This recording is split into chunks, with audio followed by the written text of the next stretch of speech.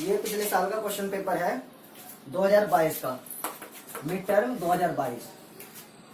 इस question paper में से कुछ सिलेबस आपका डिलीट हो चुका है। जो सिलेबस है वो मैं आपको करा देता हूँ।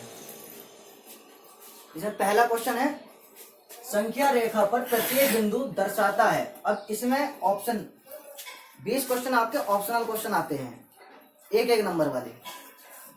सबसे पहले यही क्वेश्चन आपको ऑप्शनल मिल रहा है।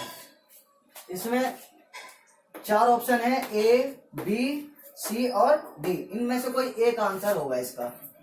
तो संख्या रेखा, अब संख्या रेखा के बारे में आपको पता है। संख्या रेखा इस तरह से ये होती है। इसमें 0, 1, 2, 3, 4 और आगे भी जाते हैं। इधर माइनस वाले नंबर होते हैं और इनके बीच में भी पॉइंट्स के नंबर होते हैं। अब यहाँ पर ये बताना चाह रहा है कि भाई एक प्राकृत संख्या, क्या संख्या रेखा पर हर एक बिंदु, प्रत्येक बिंदु, जितने भी बिंदु है, हर एक क्या प्राकृत संख्या को दर्शाता है। तो यहाँ पर देखो, क्या ये 0 प्राकृत संख्या है? संख्या रेखा का ये 0 बिंदु प्राकृत संख्या को थोड़ी ना दिखा रहा है। प्राकृत संख्या में 1 से अनंत तक नंबर होते हैं। अब यहाँ पर 0 प्राकृत संख्या को नहीं दर्शाता है, इसलिए ये ऑप्शन गलत हो जाएगा। दूसरा क्या कह रहा है, यहाँ पर एक परिमेय संख्या को, तो परिमेय संख्या अब यहाँ पर तो आपने सीखा होगा और रिप्रेजेंट करने के लिए आता भी है। √3, √2 इस तरह से रिप्रेजेंट करने के लिए आते हैं कि इसको संख्या रेखा पर दिखाओ।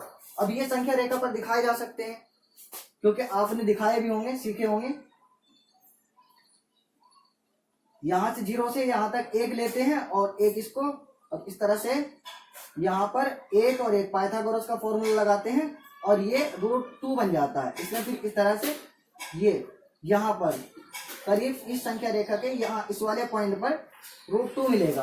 तो संख्या रेखा पर √2 भी दिखाया जा सकता है। और √2 परिमेय नहीं है, परिमेय नहीं है बल्कि अपरिमेय है।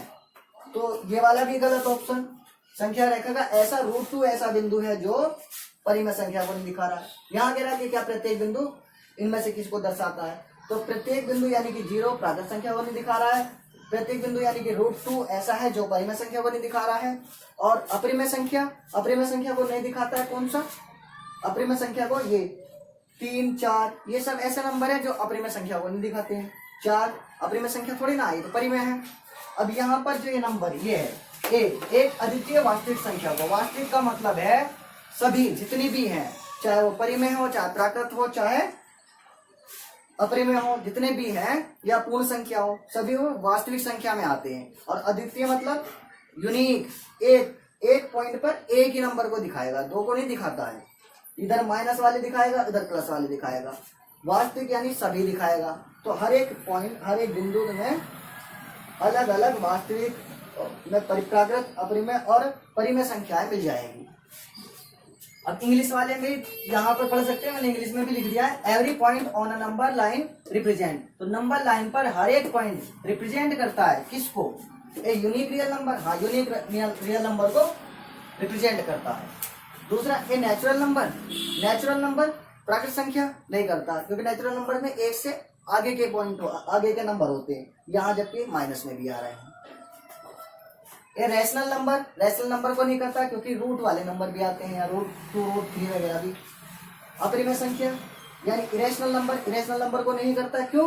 क्योंकि यहाँ पर 3, 4 ऐसे पॉइंट्स हैं जो इरेशनल नंबर ना होकर के रैशनल नंबर है। तो आप ये क्वेश्चन समझ गए होंगे। इसमें राइट आंसर कौन सा हो जाएगा? राइट ऑप्शन हो जाएगा ए। राइट ऑप्शन ए हो जाएगा, ये वाला।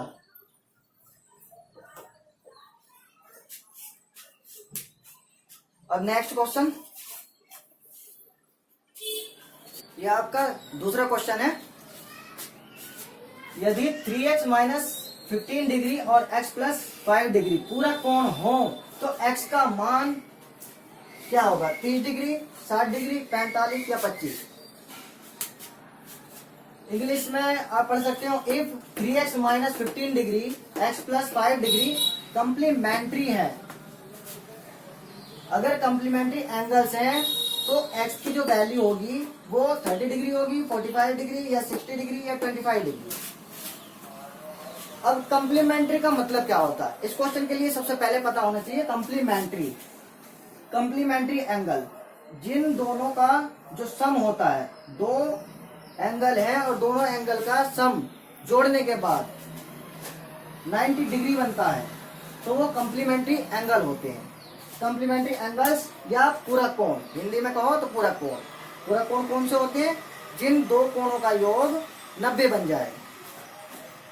अब यहाँ पे दो कोण दे रखे हैं, एक ये वाला और एक ये वाला, तो इन दोनों का जो जोड़ होगा, जो सम करेंगे, तो इनका सम कितना होगा 90 डिग्री। अब यहां पर ये इधर करा देता हूं मैं। पहला क्या है, एंगल 3x माइनस 15 और दूसरा क्या है x प्लस 5। दोनों को क्या करना है, जोड़ना है। दोनों को जोड़ेंगे तो उसका कितना हो जाएगा आंसर 90 डिग्री, क्योंकि पूरा कोण जो होते हैं कंप्लीमेंट्री एंगल्स जो होते हैं वो कितने होंगे 90 डिग्री। यहाँ पर क्वेश्चन बदल भी सकता है, वो सप्लीमेंट्री भी कह सकता है। संपूरक कोण होंगे तो उन दोनों कोणों का योग कितना हो जाएगा 180 हो जाएगा। यहाँ x है और यहाँ भी x है, दोनों प्लस में है। 3x से पहले कोई निशान नहीं तो इसको प्लस माना जाता है। 3x और x कितने x हो गए 4x, 15 है, यहां जो 15 है ये माइनस में है और ये 5 प्लस में है। अलग अलग निशान होते हैं तो घटा देते हैं। 15 में से 5 जाएगा, माइनस का बड़ा है, 5 में 15 में बड़ा माइनस का है, तो ये माइनस का निशान आएगा। फिर उसके बाद 15 में से 5 घटा तो 10 बचेगा और यहाँ 90 है। अब 10 क्या है माइनस में, जितने भी गिनतियां हैं सब दाईं तरफ चली जाएंगी, राइट पर। बाएं तरफ लेफ्ट में हमें सिर्फ ABCD के अक्षर के साथ ही नंबर चाहिए और लास्ट में वो नंबर भी उधर चले जाएंगे, सिर्फ ABCD के अक्षर ही रहेंगे, सिर्फ अल्फाबेट लेटर। यहाँ 4x है, 10 माइनस का उधर जाकर के निशान बदल जाता है, प्लस का 10 बन जाएगा। 10 90 और 10 100 हो जाएगा।